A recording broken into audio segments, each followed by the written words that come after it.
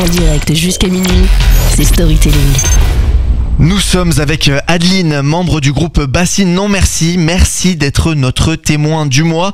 Le 25 mars dernier, à Sainte-Soline dans les Deux-Sèvres, une manifestation sauvage a eu lieu contre l'installation de méga-bassines. Les méga-bassines, ce sont des réserves destinées à stocker l'eau prélevée l'hiver pour irriguer les cultures en période de sécheresse.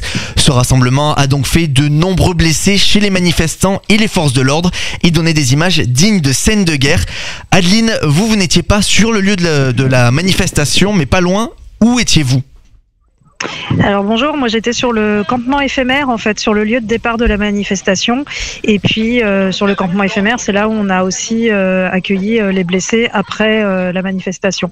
Et puis évidemment j'étais sur l'ensemble du week-end, donc la ville de Mel qui nous a accueillis pour des tables rondes où on a fait venir des personnes du Chili, de Colombie, du Canada aussi, du Kurdistan et accueilli plus de 15 000 personnes sur la ville de Mel pour les concerts et après accueilli plus de 30 000 personnes lors de la manifestation.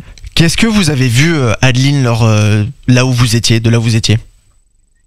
Alors moi ce que j'ai vu c'est une population très motivée à faire tomber ce projet des bassines, des militants très divers, que ça va des associations comme Attac, Greenpeace, mais aussi des syndicats comme Solidaire CGT, des partis politiques, et puis de nombreux militants, des citoyens inquiets pour le Marais Poitevin, mais aussi des militants écologistes, des jeunes, des personnes plus âgées, des familles qui viennent tous montrer justement leur mécontentement contre cet accaparement de l'eau qui passe en force et qui est appuyé par l'État. La manifestation a dérapé, les images qu'on a pu voir sont quand même assez choquantes. Par moments, il y a une impression de guerre entre forces de l'ordre et manifestants. Est-ce que c'est aussi le ressenti que vous avez eu sur place, Adeline ? Alors, pas forcément une guerre entre manifestants et forces de l'ordre, mais plutôt une répression brutale des forces de l'ordre. C'est-à-dire qu'on le voit bien, les forces de l'ordre ont tiré les premiers quand la population était encore à 200 mètres de la bassine. Et là, il y a eu une volonté de tuer, puisqu'on a encore une personne qui est entre la vie et la mort, et un défoulement des forces de l'ordre pour tuer ce projet, en fait, tuer cette mobilisation. Et donc ça, c'est vraiment choquant. Ça faisait très longtemps en France qu'on n'avait pas eu des violences aussi fortes. On le voit depuis quelques semaines avec la réforme des retraites où il y a une répression brutale, des interpellations non justifiées. Mais là, on a eu vraiment une violence très forte. Et en effet, ça pouvait ressembler à un terrain de guerre puisque les forces armées étaient habillées, avaient des armes qui étaient des armes de guerre, comme par exemple les grenades GM2L. Combien de membres de votre collectif ont été blessés ?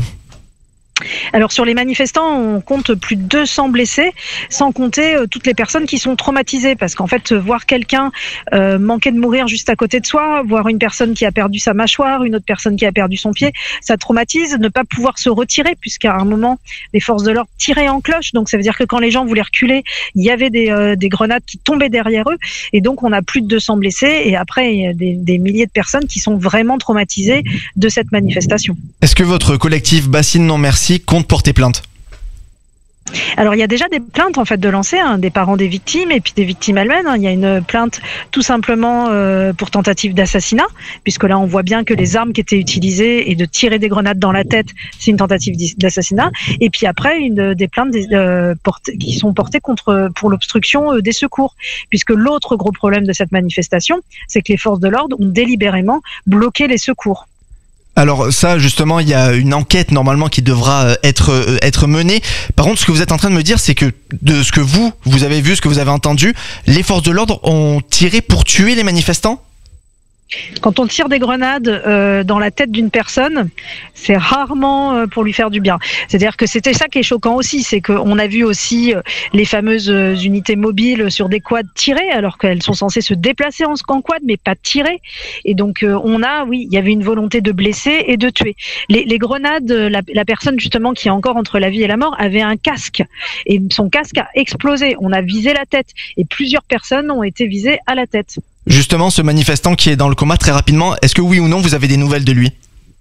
Alors on a des nouvelles, sa situation reste stable, mais son diagnostic vital est toujours engagé et on attend des résultats en fait. Mais c'est vrai que voilà. Après on a aussi dans les 200 blessés des personnes qui vont mettre des mois et des mois à s'en remettre. On a une personne qui est sortie du coma la semaine dernière, mais les personnes qui ont perdu par exemple leur pied, on en a 2. On a une personne qui a eu la mâchoire arrachée. On a 2 personnes qui ont eu des problèmes au niveau des yeux, dont une qui a perdu son œil gauche.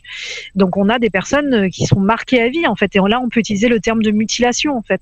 Merci d'avoir été avec nous, Adeline. Merci pour votre témoignage. Je rappelle que vous êtes membre du collectif Bassine Non Merci.